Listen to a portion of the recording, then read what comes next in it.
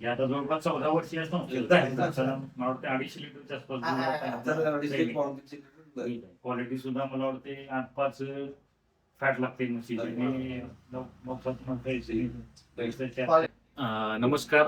आज आपण पन्हाळा तालुक्यातील शेतकरी दूध संस्था गोटे ग्रामीण भागात पन्हाळ्याच्या पश्चिम भागात असणाऱ्या छोट्याशा गावात अतिशय सुंदर प्रकारे संस्था चालवलेली आहे. तिथं आपण आज विजिटसाठी आलेलो आहे. या संस्थेचे चेअरमन शिवाजी पाटील यांनी कशा पद्धतीनं ही संस्था उभी केली त्याची आपण थोडक्यात माहिती घेणार आहोत. आपल्या बरोबर आपले मित्र प्रदीप बळीवालेले आहेत. आपल्या बरोबर अशोक पाटील साहेब आपले सुपरवायझर आणि आम्ही वारणीतून खास संस्थेच्या भेटीसाठी सुरेश पाटील इथं आलेलो आहोत.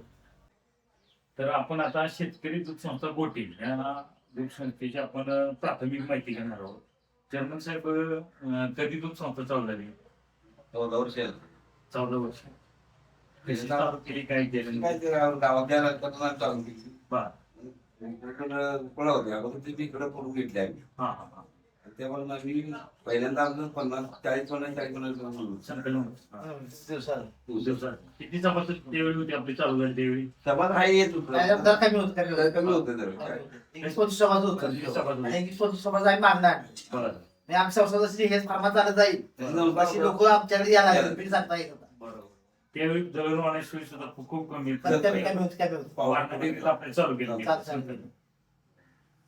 हे आता जवळपास 14 वर्षीय संस्थेला आहे. मला वाटतं 250 लिटरच्या आसपास क्वालिटी सुद्धा मला वाटते 8-5 फॅट लागते म्हशीची.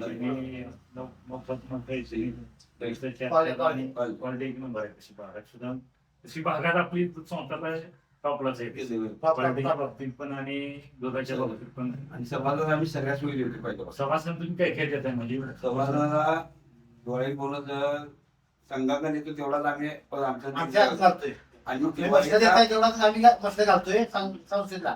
गायला जेवढं दुप्पट आम्ही गाय घालतो. दिवाळीचा पूर्ण बाजार जवळपास 2.25 रुपये म्हशीला, 2-2.5 रुपये म्हशीला गाईच होतं. गायचे सेम आणि दिवाळीचा बाजार पूर्ण 100% बाजार. दिवाळी सगळा बाजार. समाजाला बिल यायची म्हशीला 20,000 ते 25,000 रुपये देतो. म्हैस खरेदी केल्या. सर महिलांनी वर्षात एकदा काय जमवली आमची सर पण महिलांनी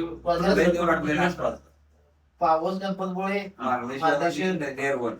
महिलांसाठी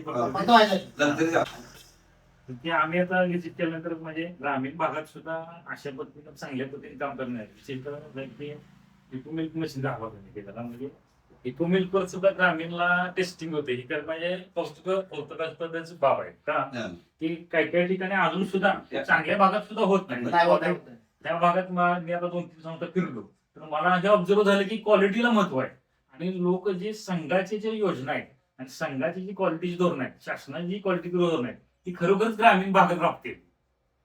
जी शहरी भागात राबत नाही ती ग्रामीण भागात लोक इम्प्लिमेंट करतात. क्वालिटीचं दूध दिलं तर ते क्वालिटीला आपलं पैसे ही जी संकल्पना ती म्हणजे खरंच कौतुकास्पद आहे. आणि आमची हे स्टाफनं सुद्धा बऱ्यापैकी ते खाली रुजवलेलं दिसते. वारणा संघाची मार्फत वारणा संघामध्ये आपल्या 100% कृषी कार्य वारणी खाद्याची चांगली क्वालिटी, वारणा श्रीला चांगली क्वालिटी, वारणा श्री रेग्युलर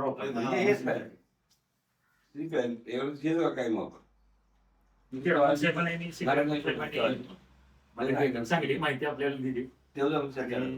त्याच पद्धतीने डेअरीची प्रगती होत राहू याची आम्ही ईश्वरची आम्ही प्रार्थना करतो. आणि साहेब माहिती दिल्याबद्दल मी धन्यवाद आभार आहे.